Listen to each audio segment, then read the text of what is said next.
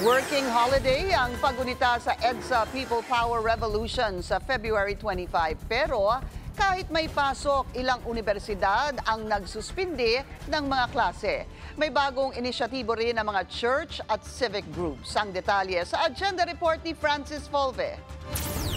May pasok pero deklaradong Alternative Learning Day sa ilang universidad ang Martes, February 25, ika-39 na anibersaryo ng EDSA People Power Revolution. Kabilang ang Assumption College, San Lorenzo, Ateneo de Manila University, Far Eastern University, Miriam College at UP campuses, maliban sa UP Cebu na nagsuspindi na ng pasok para makibahagi sa mga aktibidad. Ganon din ang ilang kilalang Catholic universities gaya ng University of Santo Tomas, De La Salle University, Adamson University, La Consolacion College, Pobeda, UST Angelicum at Xavier School. Nagsanib puwersa naman ang ilang civil society at church groups na tinawag nilang Clergy and Citizens for Good Governance. Isinusulong nila ang ilang mga agenda para sa EDSA at 39. Hindi sila sang-ayon sa pagdeklara ng Malacanang na Special Working Day ang February 25. Parte raw ito ng tinatawag na revisionism ng Administrasyong Marcos. Kagaya rin ng pangarap ng mga Somalis noong EDSA People Power 1, gusto natin ng mas mapagkalinga, mas maunlad, mas mapayapang Pilipinas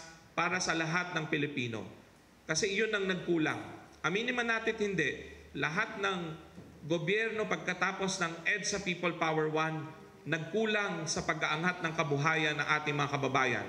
We have to acknowledge that para makita ng taong bayan na gusto nating baguhin na talaga ang sistema. Masalimuot na proseso po yung pagkakaisa. At saka yung mga grupo na nagtitipon-tipon dito ngayon, baka hindi nagkakasundo sa ilang mga mahalagang bagay, kagaya po ng ating pagsusuri sa nakaraang mga administrasyon.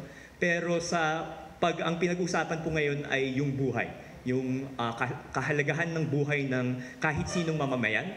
At yung kinakalaban po natin ay yung mga nagbabanta ng pagpaslang at karahasan kapag yung pinag-usapan po ay yung pera ng bayan at tuwing nilulustay ito at kinukurakot ito. Tuloy din daw ang mga aktibidad para sariwain at ipasa sa mga susunod na henerasyon ang mga aral ng EDSA. Bukas ng umaga sa EDSA Shrine. May Pan Pinoy Games naman sa Rizal Park sa Linggo, February 23. Makikiisa rin ang mga grupo sa programa ng National Historical Commission of the Philippines sa People Power Monument sa Martes ng umaga. Kasunod ay magmamarcha sila mula EDSA Shrine papunta sa People Power Monument kung saan magsasagawa ng programa hanggang alas 5 ng hapon na magtatapos sa gabi sa isang misa balik sa EDSA Shrine. Nakatakda ring buksan sa publiko ang isang Aquino Museum sa Tarlac. Dagdag pa nila kung noong 1986, Oust the Dictator ang kanilang hiyaw, makalipas ang 39 years ang sigaw nila ngayon. Singilin si PBBM, panagutin si dating Pangulong Duterte at litisin si BP Sara Duterte. Para sa agenda, Francis Volve, Billionario News Channel.